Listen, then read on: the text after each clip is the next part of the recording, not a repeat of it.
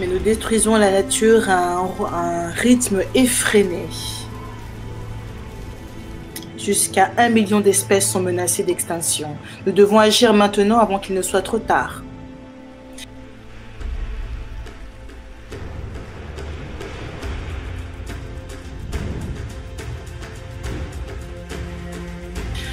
Quand nous respectons le leadership indigène,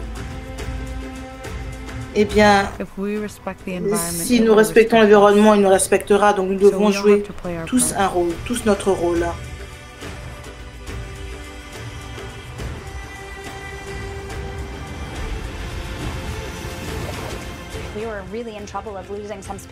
Nous sommes sur le point de perdre des espèces de notre vivant et cela peut déstabiliser l'équilibre de notre écosystème.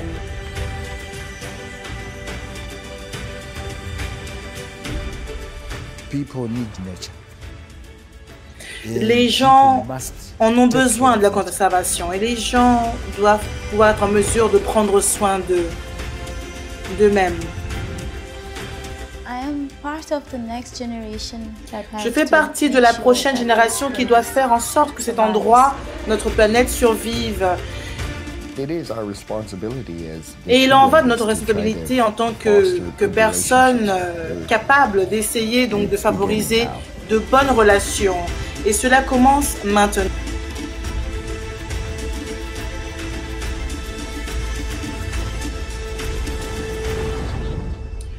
Parce que dans les endroits protégés, la vie reprend ses droits.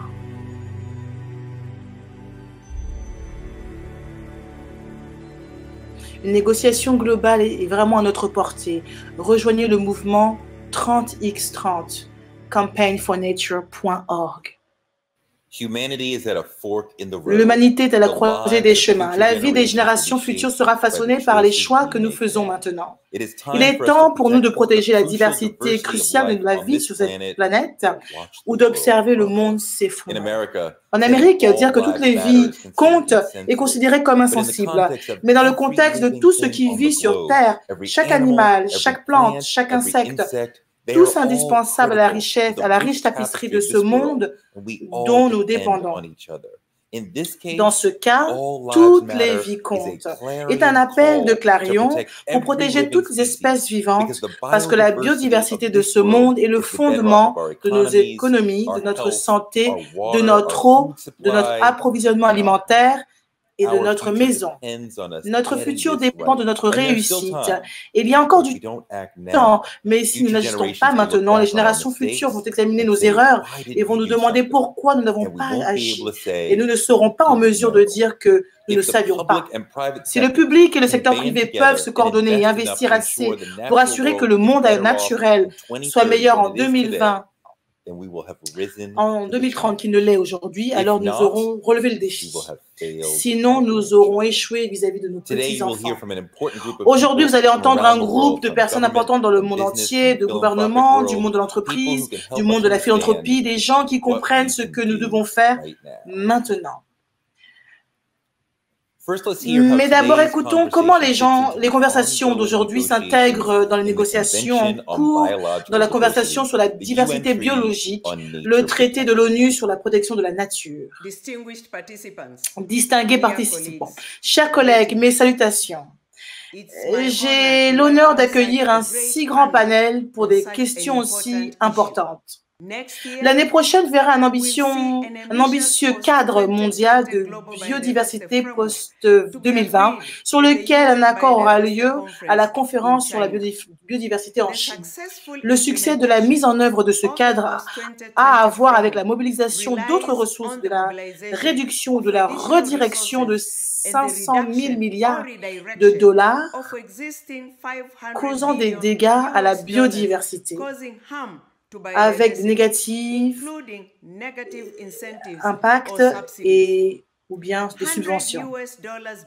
100 000 milliards de dollars américains ne concernent que l'agriculture. Ce financement doit venir de tous les acteurs, du gouvernement, des entreprises, du secteur financier, des philanthropistes, de la société civile et d'autres parties. C'est pourquoi c'est très encourageant de vous avoir tous ici réunis aujourd'hui. Vos discussions motiveront davantage de délibérations et en particulier pour aider à mettre fin au déficit de financement de la diversité. Je vous souhaite à tous un bel événement.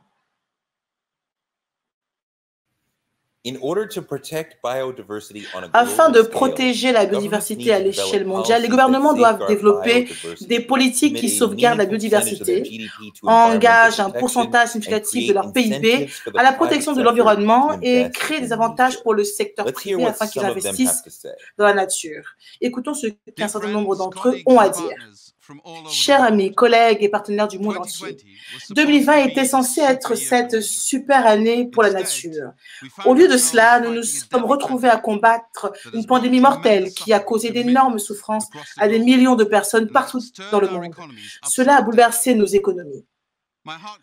Mon cœur va à toutes les personnes touchées. La pandémie nous a appris comment notre santé et la santé des écosystèmes sont étroitement liées.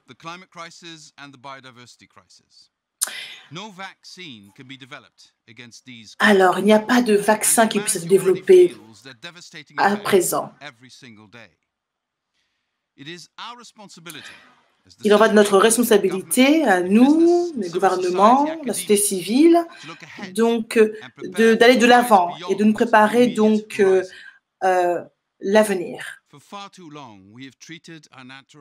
Pendant trop longtemps, nous avons maltraité notre habitat naturel. Mais si nous continuons à détruire la nature et à un rythme sans précédent, eh bien, nous continuons à mettre en danger notre santé. Et la pandémie en est une preuve. La pandémie nous a appris comment notre santé et la santé des écosystèmes sont étroitement liées. Elle a forcé nos mondes à un arrêt brutal, mais cela nous a également offert la chance de prendre une profonde respiration et penser, dans quel monde voulons-nous vivre dans le futur? Dans quel monde voulons-nous voir nos enfants et nos petits-enfants grandir? Je suis convaincu que la plupart des gens conviendront que nous devons repenser fondamentalement le cours de notre développement économique et de rééquilibrer notre relation avec notre environnement naturel. Je suis également convaincu que les gens qui veulent sortir de cette crise veulent un avenir plus sain et plus inclusif. C'est pourquoi j'appelle tous les dirigeants à s'engager à protéger au moins 30% de la planète d'ici à 2030. C'est un objectif fermement ancré dans des preuves scientifiques. Nous avons déjà proposé de l'appliquer pour l'Union européenne dans notre stratégie pour la biodiversité à l'horizon de 2030. J'appelle également tous les gouvernements et les chefs d'entreprise à intensifier considérablement leur investissement dans la nature et la biodiversité. L'objectif de 30% soutenu par un solide soutien financier à la nature se situe au même temps un impératif de l'environnement environnemental et une belle opportunité d'améliorer notre santé et aider nos économies à passer à une économie durable. Nous dépensons d'énormes sommes d'argent pour notre rétablissement. Nous avons une chance et seulement une chance pour bien faire les choses, de la dépenser là où nous voulons qu'elle soit demain. Engager un soutien financier substantiel pour la biodiversité et choisir d'investir dans la restauration de la nature aidera à créer des emplois durables et des opportunités d'affaires dont nous avons tous besoin. Cela peut être fait, cela doit être fait. Et finalement, il ne s'agit pas de sauver la planète, elle a plutôt bien fait les choses avant notre arrivée. Elle se débrouillera bien sans nous. Il s'agit ici d'une meilleure santé et d'une vie meilleure pour nous tous et pour ceux qui vont nous succéder, nos enfants et nos petits-enfants. Il ne s'agit rien de plus que de sauver l'humanité elle-même. Merci. Mesdames et messieurs, mes meilleures salutations d'Allemagne. Le Forum Nature et Finance arrive au bon moment. Nous devons investir dans notre survie. La diversité des espèces, des écosystèmes et des gènes est le plus grand atout de notre planète. Le Forum Nature et Finance envoie exactement les bons messages. Nous avons besoin d'un accord ambitieux pour la nature. Nous ne pouvons que protéger la biodiversité ensemble grâce à des efforts partout dans le monde. Les investissements que nous faisons aujourd'hui détermineront les chances de survie. Covid-19 est un appel au réveil pour nous tous, pour le monde entier.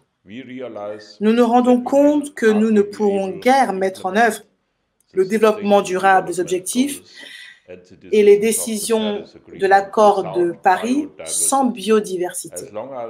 Aussi longtemps que nous réduisons donc le pool génétique mondial, nous augmenterons la pauvreté, la faim et les maladies. Sans un environnement riche en espèces, il ne peut y avoir de développement durable. La plus grande biodiversité se trouve dans les pays en développement. Les gens là dépendent de la biodiversité pour leurs moyens de subsistance. Les pays en développement manquent de mécanismes financiers pour la protection de la biodiversité. C'est pourquoi l'Allemagne a investi un demi-milliard d'euros par an dans la protection de la biodiversité et dans le développement de ces pays. Nous augmenterons notre contribution, mais cela ne suffira pas. Dans le cadre global financier, eh bien, il est nécessaire d'avoir beaucoup plus d'argent provenant de différentes sources. En plus du financement public, nous avons besoin de plus de financement privé. Des modèles de financement nouveaux et innovants sont nécessaires pour combiner les contributions publiques et privées. Un instrument innovant est le Fonds patrimonial pour le paysage. Nous lancerons ce fonds avec d'autres donateurs publics et privés, l'Union internationale pour la conservation de la nature, l'UNESCO, les organisations internationales de conservation de la nature. Grâce à ce fonds, nous fournirons un financement à long terme pour les aires protégées les plus importantes des pays en développement et préserverons la biodiversité et les habitats naturels. Je vous invite à contribuer au Fonds du paysage historique. Vous pouvez tous faire une différence. Je vous souhaite à votre forum plein de succès. Merci infiniment. Andrea Meza Murillo, ministre de l'Environnement et de l'Énergie du Costa Rica. Bonjour, j'ai le plaisir de participer à un événement aussi important. Nous vivons une époque vraiment déstabilisatrice, confrontée à 3 crises à la fois. Nous vivons l'une des crises sanitaires majeures auxquelles notre humanité a été confrontée. Aussi une crise de biodiversité où 1 milliard d'espèces menacées d'extinction, dont beaucoup en quelques décennies seulement. Et une crise climatique où les modèles climatiques montrent que nous approchons d'un point de non-retour. Mais toutes ces crises sont interconnectées. Nous devons nous rassembler tous dans les secteurs, dans un effort mondial intégré pour tracer la voie et inverser cette tendance. Cela commence par imaginer de nouvelles façons de vivre, analyser ce qui fonctionne, puis soutenir les grandes idées avec une volonté politique, des objectifs clairs, des ressources et des capacités adéquates, et amener le monde entier derrière cette reconstruction et cette transformation vers une économie plus égalitaire et résiliente. En tant que pays à revenus intermédiaires, nous avons toujours été confrontés à des défis financiers. Et c'est pourquoi nous avons dû trouver des solutions créatives en prenant la responsabilité d'agir avec les politiques nationales. Nous avons encouragé la conservation grâce à des mécanismes de financement innovants qui ont contribué à inverser la tendance à la perte de forêts et à préserver la biodiversité. Désormais, notre objectif est de prendre en compte la perte de biodiversité et le changement climatique dans la politique macroéconomique, la planification fiscale, la budgétisation, la gestion des investissements publics et les pratiques de passation des marchés.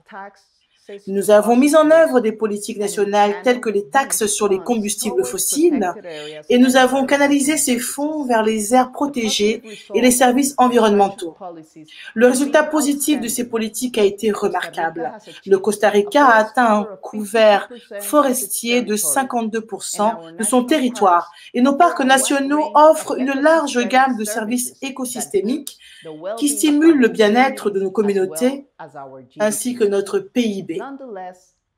Néanmoins, nous avons besoin de plus d'actions et mon pays est prêt à aller encore plus loin. Le Costa Rica se fait le champion de la coalition donc de grandes ambitions pour Nature and People, aux côtés de la France et de plus de 30 pays, avec l'objectif clair de protéger 30% des zones marines et terrestres d'ici à 2030. Le monde a un impératif moral et pragmatique de se réunir l'année prochaine pour convenir d'un nouvel accord mondial pour la nature avec des objectifs ambitieux, des actions audacieuses et des ressources accrues pour la biodiversité grâce à des financements publics et privés. Si nous y parvenons, nous ferons un pas de plus vers une planète saine, stable et prospère. Merci à l'ONU et à la campagne WIS pour la nature, pour l'organisation de cet événement. Jonathan Wilkinson, ministre de l'Environnement et du Changement climatique du Canada. Les Canadiens ont la chance d'avoir une abondance de nature dans notre arrière-cour, un cadeau qui comporte une énorme responsabilité de la protéger. Nos premiers peuples vivaient en harmonie avec la nature et continuent de détenir des connaissances vitales sur le chemin que nous devons emprunter à l'avenir pour rétablir une relation saine avec la nature en cette période de changement climatique et d'effondrement de la biodiversité. Le Canada possède le plus ancien service de parcs nationaux au monde. Nous avons eu le plaisir d'accueillir le secrétariat de la Convention sur la diversité biologique depuis sa création. Nous sommes également honorés d'être coprésidents avec le groupe de pays à la Convention qui négocie le prochain plan stratégique pour l'avenir de la diversité biologique mondiale. En raison de l'urgence d'inverser la perte de la nature, nous sommes heureux de rejoindre la coalition à haute ambition pour la nature et les personnes qui appellent à protéger au moins 30% des terres et des océans du monde d'ici 2030. Le Canada est dans une position unique pour contribuer à cet objectif important, tant au pays qu'à l'étranger. Nous avons à la fois la responsabilité et l'opportunité. Nous avons la deuxième plus grande masse terrestre, un cinquième de l'eau douce du monde et le plus long littoral au monde, qui ensemble sont essentiels pour la biodiversité et pour garantir le carbone dans la nature, dans la lutte contre le changement climatique. Nos forêts, prairies et tourbières absorbent d'énormes quantités de pollution par le carbone et sont l'un de nos meilleurs alliés pour protéger notre climat.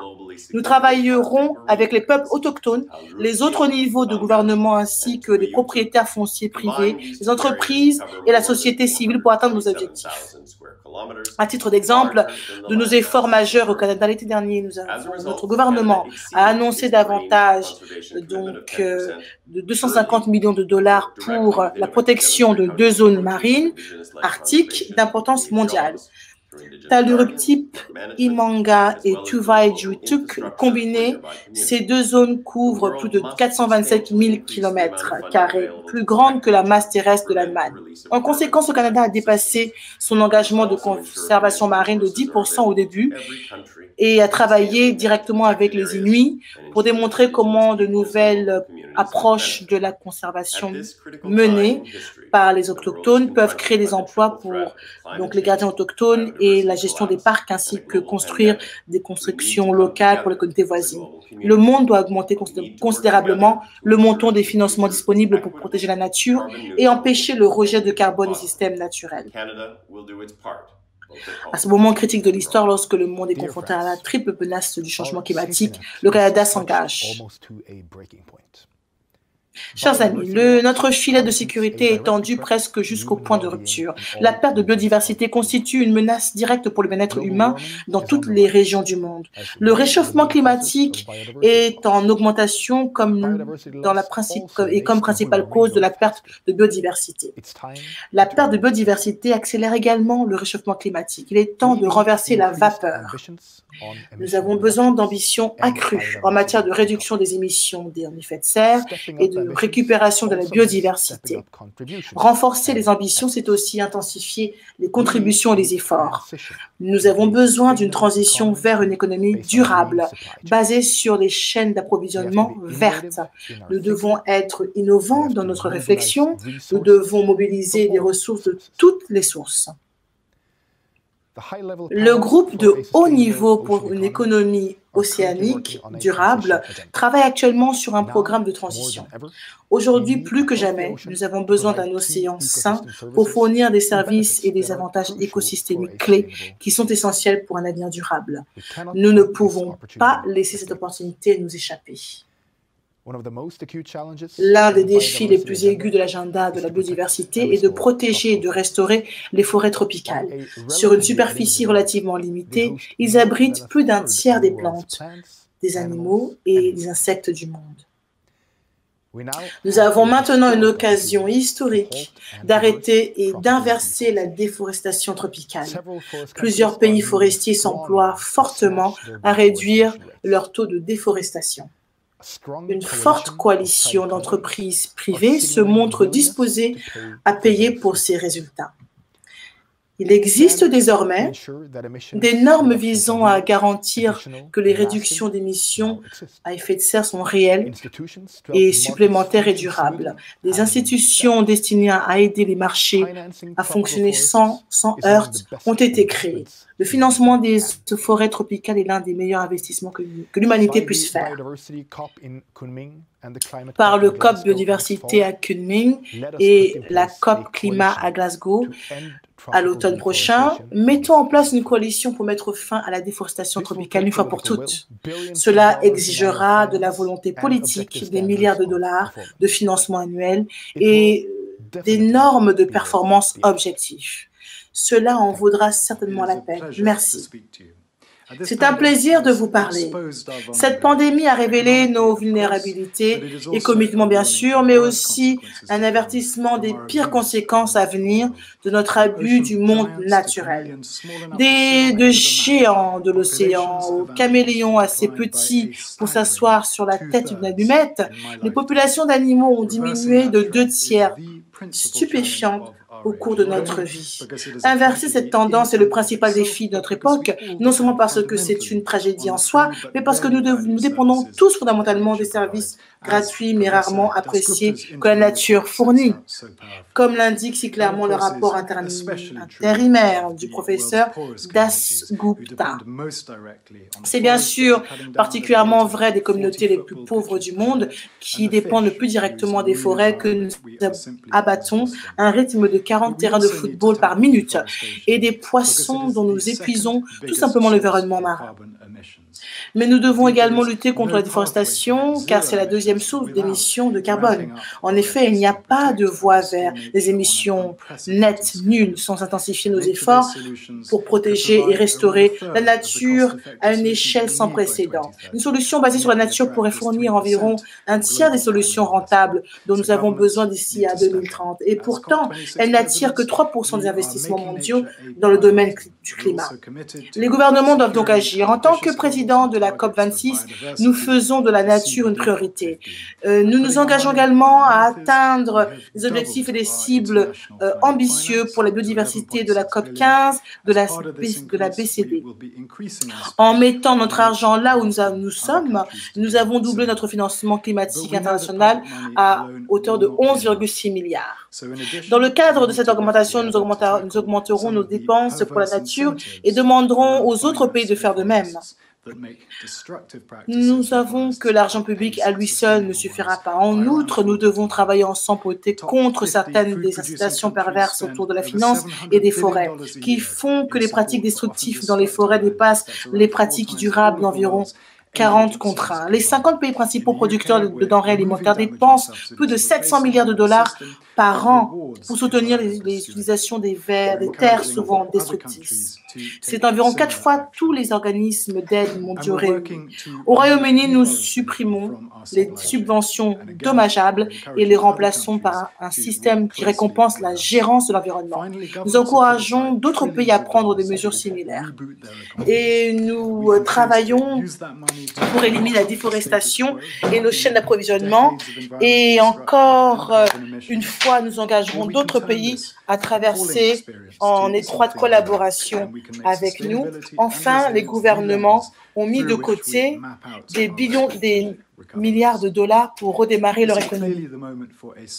Et nous pouvons choisir d'utiliser cet argent pour soutenir le statu quo, enfermant des décennies de destruction de l'environnement et d'émissions de carbone.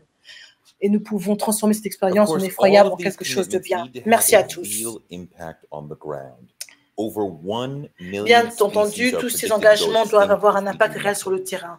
On prévoit que plus d'1 million d'espèces disparaîtront si nous ne faisons rien. Entendons les gens sur le terrain qui font un travail incroyable pour sauvegarder une grande diversité de la vie que nous aimons tous et dont nous dépendons tous. Ce sont des zones très sauvages qui sont très importantes pour les services écosystémiques. Mais la plupart de ces zones sont compromises car dans la plupart des cas, vous trouverez dans les pays en développement qui n'ont pas la capacité de gérer correctement les aires protégées. Ainsi, le financement sera un intrant majeur pour essayer de s'assurer que les zones sauvages sont correctement gérées.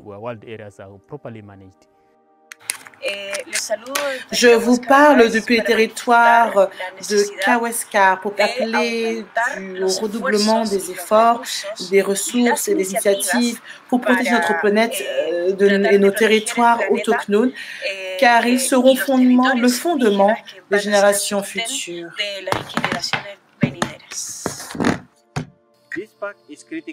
Je vous parle depuis le territoire de Kaweskar pour appeler au redoublement des efforts de ressources et des initiatives pour protéger notre planète, nos terres autochtones.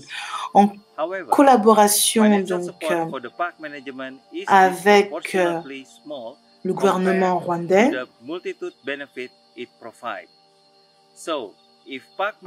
au cours des dernières années, l'Akagera a connu un renouvellement. Cela a été rendu possible grâce au soutien des donateurs à travers African Parks et le gouvernement rwandais. Certains des jalons clés sont la réintroduction du rhinocéros noir et des lions faisant de l'Akagera une réserve des Big Five, attirant également le tourisme et enregistrant une croissance de 170% au cours des 10 dernières années. Cette croissance a permis à l'Akagera de s'autofinancer à hauteur de 80%. Cela a également encouragé l'emploi et nous sommes devenus le plus gros employeur de la région. La Papouasie occidentale est l'une des provinces les plus vertes d'Indonésie. Le gouvernement local et les communautés se sont engagés à protéger leurs forêts et leurs océans intacts en adoptant le programme de la province de conservation. Le nouveau paradigme de développement nécessite un financement important de la biodiversité qui permettra à la province d'atteindre ses objectifs de conservation tout en renforçant l'économie locale. Le monde nous a montré l'importance cruciale de la préservation de la nature, de la préservation de la biodiversité, de la vie de la planète, de la prospérité économique et du bien-être, la vie de nos enfants qui en dépendent fortement. Cela nécessite des investissements financiers importants de la part des nations, des gouvernements et des peuples. Nous devons faire le plus gros effort financier là où sont nos priorités.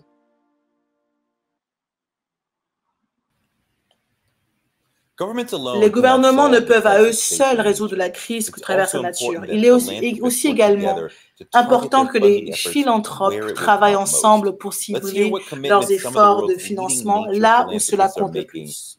Écoutons les engagements que certains des plus grands philanthropes de la nature au monde prennent à l'égard de la biodiversité.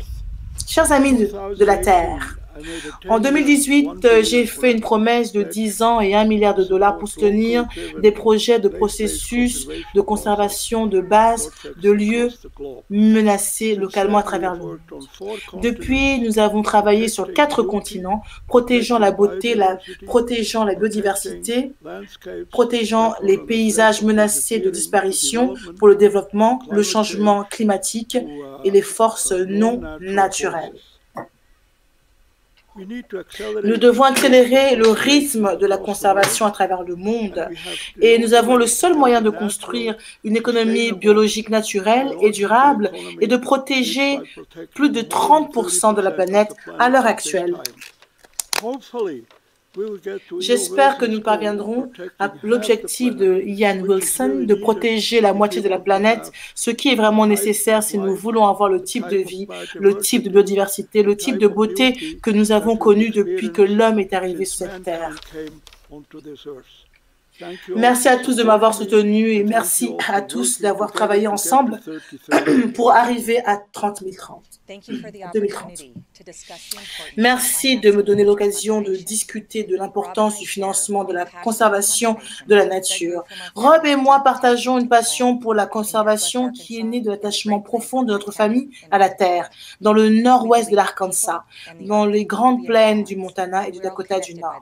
Nous croyons que les gens et la terre doivent être en équilibre et nous sommes tous reliés par la planète que nous partageons. Notre travail sur la durabilité est enraciné dans notre expérience selon laquelle les personnes et les organisations ont un impact beaucoup plus grand en travaillant ensemble que seuls. Un monde sans nature sera dépourvu de tout ce qui nous soutient et de l'émerveillement et de l'inspiration qui nourrissent notre âme. Nous devons donc tous faire notre part pour réduire la perte de biodiversité et protéger la santé de la planète dont dépend toute vie. À l'heure actuelle, il y a un besoin urgent de ressources financières. Alors que les dirigeants mondiaux négocient de nouveaux objectifs en matière de biodiversité, ce financement préservera les écosystèmes terrestres et océaniques essentiels et aidera les communautés locales à gérer notre monde naturel pour le bénéfice de tous. Rob Walton. Nous envisageons un avenir où les gens ne dégradent pas l'environnement, mais ils l'améliorent. La nature doit être nourrie au profit des générations actuelles et futures. Un soutien financier durable peut s'appuyer sur les gains de conservation du passé et empêcher une nouvelle perte de biodiversité. Avec l'organisation de conservation, les parcs africains qui protègent la faune aujourd'hui pour améliorer les millions de vies demain. Et rejoignons un programme pilote du gouvernement allemand, c'est important. Donc, l'héritage de Legacy Landscape Fund pour assurer un soutien financier à long terme aux aires protégées les plus importantes du monde. En partenariat avec la Conservation International, nous avons contribué à la sauvegarde de certains de ces lieux. De nouvelles initiatives financières telles que le Critical Ecosystem Partnership Fund et Blue Nature Alliance démontrent que les bonnes actions avec le soutien des gouvernements, des fondations privées et des communautés aident la nature à se rétablir. Merci d'encourager les gouvernements, les fondations et les entreprises à fournir ces ressources essentielles. Je suis Julie Packard. Je me tiens ici sur le pont de l'aquarium de Montera Bay, sur la côte californienne. La brune que vous voyez derrière moi n'est pas seulement notre brouillard côtier normal, c'est de la fumée, de la saison des incendies historiques que nous vivons ici en Californie. L'intensité croissante des catastrophes naturelles dans le monde est un rappel brutal de l'urgence de protéger et de restaurer la nature qui va nous aider à surmonter la tempête du changement climatique. L'océan couvre 70% de la Terre et contient plus de 90% de l'espace de vie. Il fournit de la nourriture et des moyens de subsistance à des milliards de personnes. Il stimule le climat mondial. Et des écosystèmes côtiers sains protègent les populations vulnérables des ravages des tempêtes intenses. En tant qu'habitants de la Terre, nous avons ignoré l'océan pendant trop longtemps et nous avons investi trop peu pour le maintenir en bonne santé. La bonne nouvelle est la suivante. L'océan est résilient et il peut se rétablir rapidement si nous lui donnons une demi-chance. Et nous pouvons citer des exemples de réussite. Les plus grands succès se reproduisent lorsque les entreprises, les gouvernements et la philanthropie se réunissent pour travailler avec les communautés locales. Ensemble, nous pouvons améliorer la santé de l'océan et des personnes qui en dépendent. Voici un exemple puissant. Dans le delta du Mekong au Vietnam, des dizaines de milliers de petits éleveurs de crevettes modifient leurs pratiques pour atteindre des objectifs de production durable d'ici à 2025. Ceci est le résultat d'une collaboration entre les ONG comme le Monterey Bay Aquarium, les gouvernements nationaux et régionaux, les entreprises internationales et les organisations philanthropiques, comme la fondation David et Lucille Packard, qui soutient le mouvement des produits de la mer durable depuis maintenant 2 décennies. Le résultat sera des écosystèmes plus résilients et une vie meilleure pour les familles d'agriculteurs à mesure qu'elles auront accès aux marchés mondiaux. Des collaborations similaires dans le domaine de la pêche et de l'aquaculture entraînent des changements aux Philippines, en Inde et dans le monde. Tout le monde doit en profiter alors que nous construisons un monde plus durable. Et l'océan doit être une grande partie de la solution. Alors que nous efforçons d'atteindre les objectifs de développement durable de l'ONU d'ici à 2030 pour protéger effectivement donc, la planète. Bonjour, c'est Eileen Lee et je dirige le programme de conservation de l'environnement à la Gordon and Better Moore Foundation. Depuis la création de la fondation il y a 20 ans, nous avons investi près de 2 milliards dans la conservation des écosystèmes naturels intacts d'importance mondiale en tant que réservoir pour la biodiversité et système de survie pour l'humanité. Nous sommes ravis de faire partie de ce forum Nature Finance car l'augmentation du financement est l'une des choses les plus critiques que nous puissions faire pour parvenir à la conservation de à l'échelle dont nous avons besoin. La Fondation a eu le privilège de s'impliquer dans un certain nombre de projets de financement de la conservation historique, y compris Forever Costa Rica, Harper for Life, le patrimoine naturel du Pérou et le Great Bear Rainforest Initiative.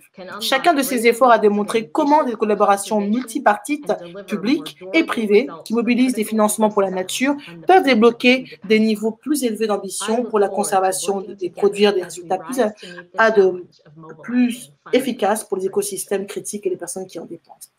J'ai hâte de travailler avec vous tous ensemble alors que nous nous levons pour relever le défi. Les peuples autochtones ont toujours été parmi les meilleurs gardiens de la nature que nous ayons et ils n'ont pas reçu une grande partie du financement pour la conservation de la nature. Je viens d'un endroit avec une biodiversité et une diversité culturelle incroyable. Pourtant, nous voyons partout des signes de champs de danger, des baisses de saumon et de cèdre rouge. De nombreux efforts de conservation ont suivi un modèle colonial imposé. Mais maintenant, la nation autochtone, partout au Canada, affirme nos droits et nos responsabilités et nous établissons des aires protégées et conservées autochtones qui reflètent nos lois et nos traditions. Au Canada et en Australie, certaines des plus grandes propositions de protection des terres sont menées par les peuples autochtones. Ces initiatives menées par les Autochtones sont un modèle pour le Canada et un cadeau pour le monde. C'est pourquoi la mise en œuvre de la Déclaration des Nations Unies sur les droits des peuples autochtones au Canada est essentielle pour honorer les engagements du pays en matière de biodiversité. C'est ainsi que nous nous assurons que la planète peut soutenir nos générations futures. Je vous remercie. Les entreprises intelligentes comprennent leur dépendance à la nature. Ils investissent dans des solutions à la crise de la biodiversité et répondent aux consommateurs qui exigent des produits et services plus durables. Le monde se tourne vers le monde des affaires pour voir au-delà des intérêts financiers à court terme et pour travailler avec les gouvernements pour faire partie de la solution à notre crise de la nature. Écoutons comment certaines entreprises réagissent. Eh bien, bonjour à tous. C'est fantastique de faire partie d'un événement aussi important. La crise du Covid nous a montré que la nature, la santé, les inégalités et l'économie sont des interdépendances et que les gens sont au centre même. Pas de cette crise, pas de personnes en bonne santé sur une planète malsaine. La seule façon de ralentir et d'arrêter la perte de biodiversité mondiale est de s'assurer que la nature est réellement valorisée dans toutes nos décisions. Comme indiqué dans un rapport récent du Paulson Institute et du Nature Conservatory, l'écart du financement estimé pour la biodiversité, qui est à l'écart entre le montant actuellement dépensé pour la conservation de la biodiversité et ce qui est réellement nécessaire, est estimé entre environ 600 milliards et 800 milliards de dollars américains.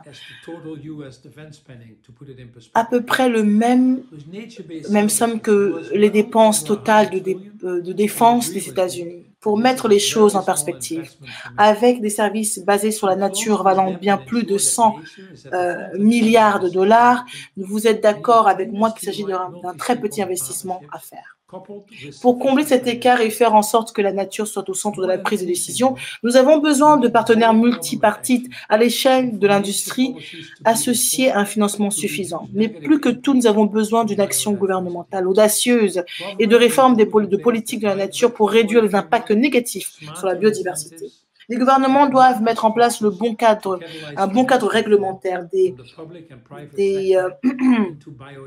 structures de marché pour catalyser les failles financières des secteurs publics et privés dans l'action de la biodiversité. Cela nécessite déjà des politiques plus intelligentes et plus centrées sur la nature et bénéficie d'un large soutien des entreprises. En fait, le Business for Nature a annoncé plus de 500 entreprises avec un chiffre d'affaires combiné d'environ 4 milliards de dollars, y compris des entreprises comme Walmart, Microsoft, Unilever, Mahindra et H&M, exhortent tous les gouvernements à adopter des politiques maintenant pour inverser la perte de la nature au cours de cette décennie.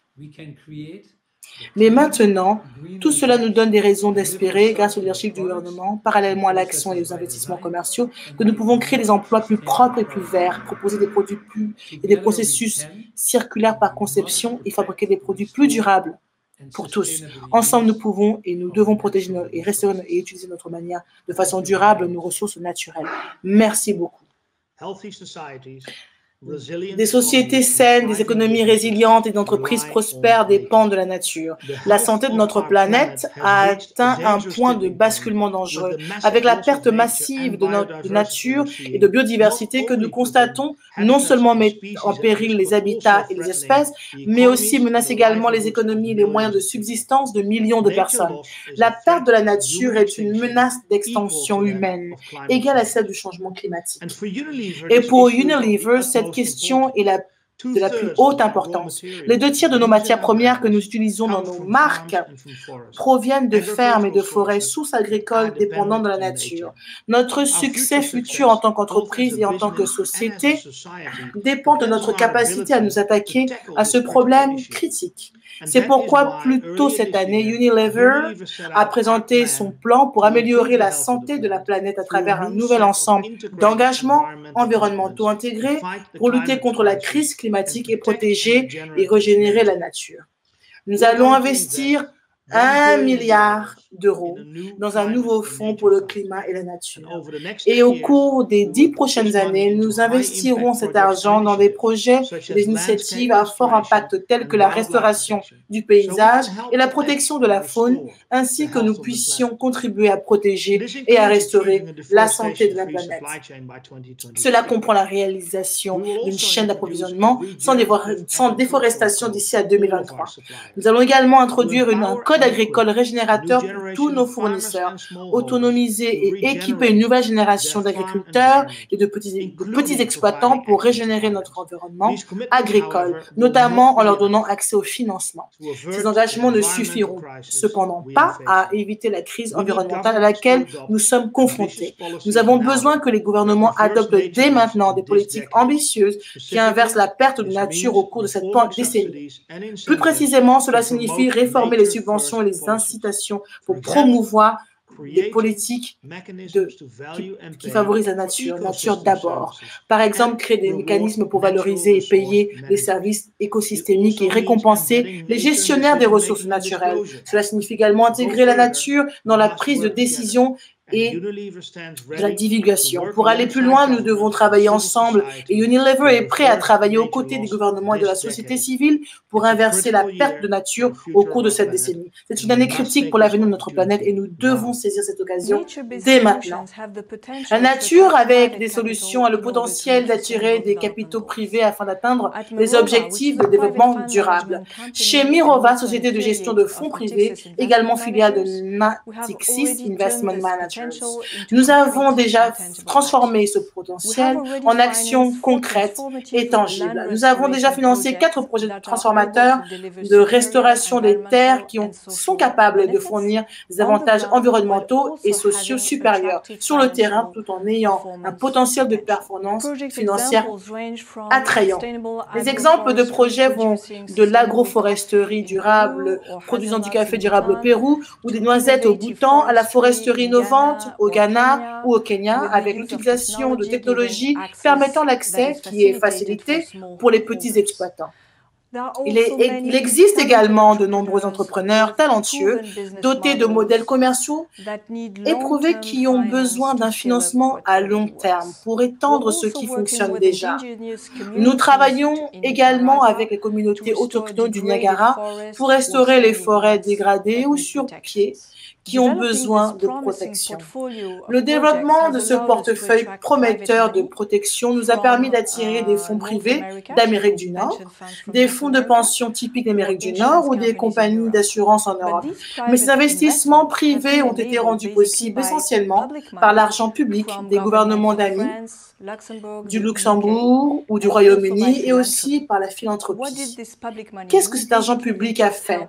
Fondamentalement, eh bien, l'aide simplement à réduire les risques pour les investissements du secteur privé. Notre objectif est de lever plus d'1 milliard de dollars d'ici à 2022 dédiés à la nature. Ce faisant, nous serons en mesure de démontrer que la finance peut aider à protéger et à restaurer la nature. Au cours de la dernière décennie, les rédacteurs sportifs des médias ont écrit sur l'impact dévastateur de la dégradation de l'environnement sur toutes nos vies.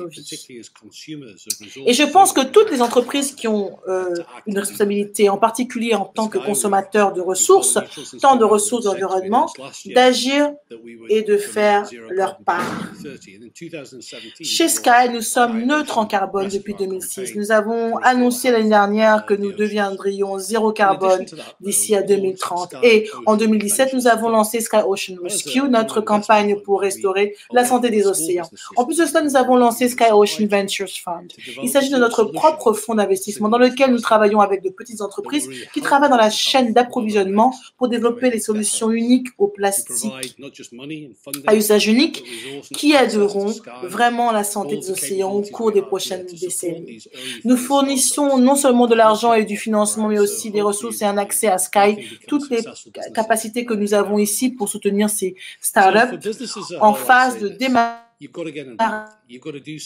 afin de les aider à décoller, afin qu'elles puissent, avec un peu de chance, devenir des entreprises prospères. Donc, pour les entreprises dans leurs ensembles, disons ceci, vous devez vous impliquer, vous devez faire quelque chose, vous devez vous concentrer sur votre propre empreinte environnementale, mais aussi trouver de nouvelles façons d'aider d'autres entreprises, en particulier les petites entreprises qui ont besoin de capitaux et de ressources d'une manière qui vous permette de faire une différence, d'utiliser votre empreinte plus large. Enfin, je voudrais simplement dire à quel point nous sommes reconnaissants de travailler avec les petites entreprises qui font partie de Sky Ocean Ventures. J'espère vraiment qu'au cours des années à venir, nous les verrons émerger dans de nouvelles entreprises prospères et qui auront un impact important sur la lutte pour sauver nos océans et le changement climatique. Merci à tous. Chez BNP Paribas, nous avons 17 SDG dans notre plateforme d'entreprise. Nous avons un accord avec l'ONU pour canaliser 10 milliards de capitaux privés et publics vers des projets écologiques et sociaux révolutionnaires. Nous pensons que la TG14, celui lié donc à l'océan, est absolument essentiel et que c'est la bonne dynamique pour créer un fonds dédié aux récifs coralliens. Dans un tel fonds, BNP Paribas ou une banque comme BNP Paribas peut rassembler son réseau d'institutions pour rassembler des investisseurs qui ne sont normalement pas à la recherche de rendement financier.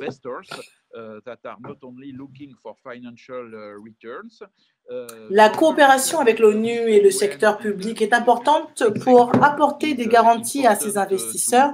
Et si tout le monde travaille ensemble, nous pouvons vraiment trouver des solutions et avoir une réelle réponse financière au problème. Le problème très important des récifs coralliens. Financial response to the problem, the very important problem of coral reefs.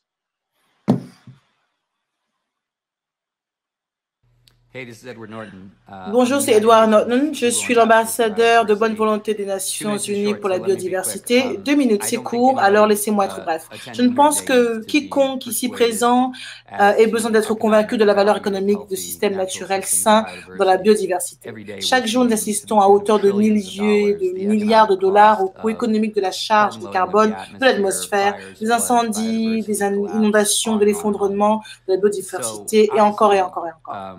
Donc, évidemment, nous devons rendre compte avec précision de la valeur de la nature et nous devons intégrer dans notre matrice financière et économique. Mais comment faire cela avec plus d'accélération et plus de vitesse, car l'accélération, la vitesse et l'échelle sont les défis du moment.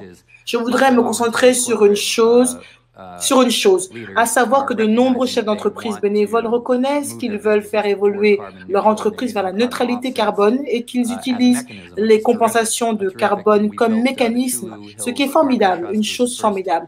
Nous avons construit le Shulu Hills Carbon Trust, qui a été le premier projet standard rouge, plus VCS appartenant à une communauté autochtone au monde, et nous vendons des crédits à des partenaires formidables. Mais $6 la tonne, c'est Nous pouvons faire mieux. Tout le monde le sait. Il ne garantit pas les implémentations, les mises en place d'atténuation qui génèrent les décalages. La Conservation International vient de sortir un livre blanc convaincant qui plaide pour pas moins de 15 $ la tonne. Nous savons tous que 5 à 6 $ la tonne sont tirés par des gens comme BP, qui détiennent ces crédits. Ne les retirent pas, essayant de déterminer leur valeur. Les chefs d'entreprise qui vont utiliser les compensations de carbone pour neutraliser les impacts de leur entreprise doivent acheter au prix authentique de l'atténuation. Et ce n'est pas moins de 15 $ la tonne. J'adorerais ouvrir cet argument, mais nous devons, au-delà de ce prix de marché supprimé du carbone. Nous avons besoin que les entreprises déclarent volontairement ce que nous n'allons pas réclamer, une tonne de compensation si nous n'avons pas payé le prix total des actions qui génèrent cette compensation. Nous avons besoin d'une politique nationale pour suivre cet exemple. Nous devons vendre le carbone au prix approprié et je vais relever ce défi en tant que pensée du jour. Fixer le prix de carbone au coût réel de sa compensation, ce n'est pas 6 $ la tonne qui est plus proche de 15. Discutons-en. Enfin, écoutons les dirigeants des principales organisations multilatérales pour aider à synthétiser ce que nous avons entendu et parler de ce que nous devons faire par la suite. Mesdames et messieurs, chers collègues, les statistiques sur la nature donnent à réfléchir. Nous avons perdu 68% de la faune sauvage depuis 1970 et nous perdons chaque année des forêts plus grandes que le Danemark. Mais au-delà de ces cris d'alarme, je vois des raisons concrètes d'avoir également de l'espoir. Premièrement, je tire l'espoir de notre capacité à agir comme un monde unique, avec une détermination et un objectif en commun. Nous sommes en effet sur la bonne voie pour atteindre l'objectif ambitieux de couverture des aires protégées que nous nous sommes fixés en 2010. Deuxièmement, si le coût de l'inaction sur la nature est profond, le coût économique de l'investissement dans la nature est relativement insignifiant. Nous dépensons actuellement moins de 100 milliards par an pour la nature, ce que nous dépensons en nourriture pour animaux de compagnie dans le monde. Nous n'avons besoin que de 700 milliards de dollars supplémentaires par an pour atteindre nos objectifs ambitieux en matière de biodiversité pour 2030. Cela représente moins de 1% du PIB mondial et seulement une fraction des 5,2 milliards que nous dépensons chaque année en subventions aux combustibles fossiles, même cette année. Et nous savons que les gens veulent que leur argent serve à la protection de notre monde naturel, mais le système financier actuel n'est absolument pas adapté à son objectif. Comme vient de le dicter le groupe de travail sur le financement numérique du secrétaire général des Nations Unies, sur les SDG, le financement de la finance numérique ou FinTech, recèle un énorme potentiel pour étendre l'inclusion financière en donnant aux gens le choix et le pouvoir sur leur argent. En effet, l'annonce d'un tout nouveau fonds fiduciaire multipartenaire des Nations Unies pour les récifs coralliens qui cherchent à lever 500 millions de dollars, pour la restauration des récifs coralliens est une indication des profonds changements de financement qui commencent maintenant à émerger. Cela me donne un grand espoir que nous commençons à voir l'émergence d'une richesse collective par les gouvernements, les philanthropes, les entreprises, les institutions financières, les communautés et la société civile pour travailler ensemble et combler ce déficit de financement critique pour la nature, pour notre avenir et pour la vie, pour nous tous. Merci. Il s'agit de Carlos Manuel Rodriguez, le PDG du GF. Aujourd'hui, COVID-19 nous a montré que nous ne pouvons plus gérer séparément l'environnement et les pressions économiques. Cela nous a donné une chance unique de réinitialiser notre relation avec la nature. Une augmentation de l'investissement dans des solutions basées sur la nature qui peuvent aider avec nos forêts, nos terres et nos océans pour absorber plus de carbone et protéger la biodiversité. Nous devons tous reconnaître qu'il est dans notre propre intérêt de protéger la nature, car personne ne peut prospérer sur cette planète malade. Lorsque la nature deviendra le moteur de la croissance économique, des emplois et des revenus, la nature sera de pair avec le développement humain. L'institution que je dirige, le Fonds pour l'environnement mondial, travaille avec les pays en développement pour lutter contre les facteurs de dégradation de l'environnement. Nous n'essayons plus seulement de remédier aux séquelles de mauvais choix ou de mauvaises politiques. Donc, si nous sommes en mesure de faire de réels progrès vers des objectifs mondiaux visant à maîtriser les émissions, préserver la biodiversité, nous devons atteindre 4 objectifs cruciaux. Premièrement, nous devons mobiliser des ressources financières de toutes sources. Deuxièmement, nous devons réduire cette chute, la chute financière des secteurs de l'économie qui nuisent à l'environnement. Troisièmement, le gouvernement doit ouvrir la voie à l'investissement privé en modifiant les réglementations, les politiques et les incitations, les avantages. Et quatrièmement, nous devons prouver au gouvernement que la préservation de l'environnement est dans leur propre intérêt politique et personnel. Un avenir plus vert et plus durable est entre nos mains et si nous nous engageons à donner la priorité à la nature au cœur de notre bien-être, nous devons agir aujourd'hui collectivement, globalement. Nous devons agir maintenant. Merci infiniment. Bonjour les amis, je suis Christina Figueres. Je suis ravie de rejoindre la campagne pour la nature pour de nombreuses raisons, dont la moindre est que la lutte contre le changement climatique et la protection de notre biodiversité ne sont pas seulement interdépendants l'une de l'autre. Ce sont en fait les deux faces d'une même médaille. Elles vont tellement de pair qu'elles sont complètement inséparables. C'est pourquoi nous devons développer de toute urgence les modèles financiers et la volonté financière pour nous permettre de protéger 30% de notre surface, y compris les océans et les sols d'ici à 2030. C'est une nécessité. Nous devons le faire et nous le pouvons. Comme vous pouvez le voir, il existe un large éventail de personnes qui préconisent un changement de paradigme majeur qui placera la protection de la nature au cœur de l'économie mondiale. Mais cela ne suffit pas. Au cours de l'année prochaine, nous avons besoin que davantage de dirigeants mondiaux se joignent à cet effort et nous devons nous assurer que les financements pour la nature parviennent aux communautés à l'épicentre de la conservation. Ce forum Nature Finance est la première étape et nous continuerons de nous réunir davantage dans les mois à venir. Si nous protégeons la nature, nous n'aurons rien. Il est maintenant temps de nous montrer qui nous sommes vraiment. Des gens qui comprennent que sans la planète et la délicate écologie qui la propulse et toutes les créatures vivantes qu'elle contient, alors nous ne sommes à rien. Je vous remercie.